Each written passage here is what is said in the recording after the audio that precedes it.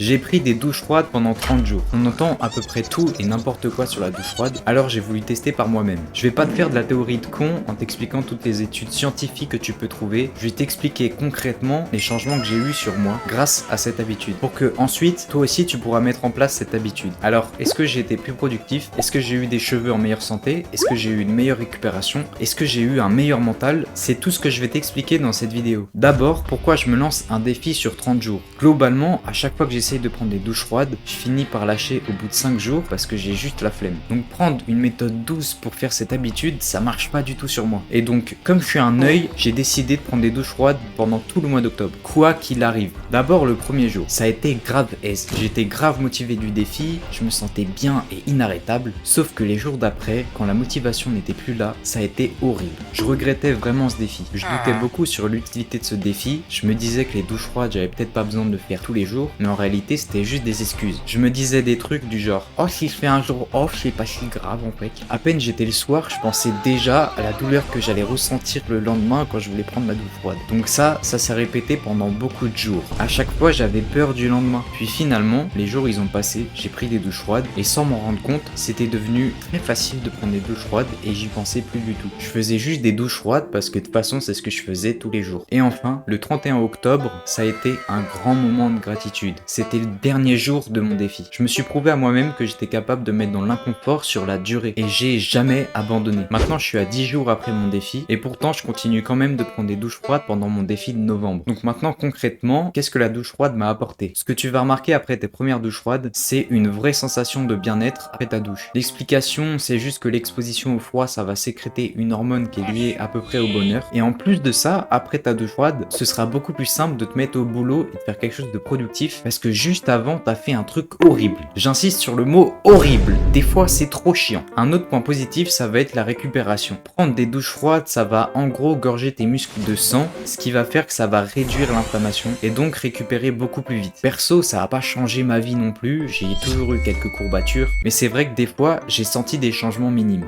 Maintenant, pour le soin de tes cheveux. De base, je suis quelqu'un qui a les cheveux qui graissent extrêmement vite. Là, ils sont juste mouillés, hein, c'est pas ce que vous croyez. J'ai vraiment senti une grande différence quand j'ai commencé à prendre des douches froides, donc si toi aussi t'as les cheveux qui graissent vite, ça peut vraiment t'aider. Par contre, faut vraiment se forcer à tenir le pommeau comme ça et de bien laver pendant longtemps. Sinon, t'es juste crade en fait. Mais forcément, la douche froide, ça a pas que des effets positifs. Ce qui est, je pense, le plus chiant, c'est que comme c'est de l'eau froide, ça lave moins bien que de l'eau chaude. C'est comme quand tu fais la vaisselle, quand c'est de l'eau chaude, ça part très vite, et quand c'est de l'eau froide, c'est trop chiant. Plusieurs fois, je suis allé courir, je puais la mort, je suis allé prendre ma douche, et juste après, je sentais encore. La solution à ça, c'est surtout de passer beaucoup de temps à se laver sous la douche, mais quand c'est de l'eau froide, c'est vraiment très dur à tenir. Deuxième point négatif, il y en a pas. En vérité, il n'y a pas tant que ça de point négatif d'une douche froide. Le plus dur, c'est vraiment de se motiver. Maintenant, je t'arrête tout de suite. Ce que tu es en train de faire, c'est de consommer du contenu. Réfléchis à une habitude que tu pourrais mettre en place là maintenant dans ta vie pendant 30 jours. Ça peut être 30 pompes tous les jours, ça peut être lire tous les jours, méditer tous les jours. Et maintenant que tu as trouvé cette habitude, écris-la en commentaire et tu vas mettre la durée pendant laquelle tu vas faire cette habitude. L'idéal, c'est un mois. Ensuite, 90% des gens qui regardent mes vidéos sont pas abonnés. Donc abonne-toi, ça me soutiendrait énormément. N'oubliez pas, on va progresser ensemble et moi je vous dis à la prochaine vidéo.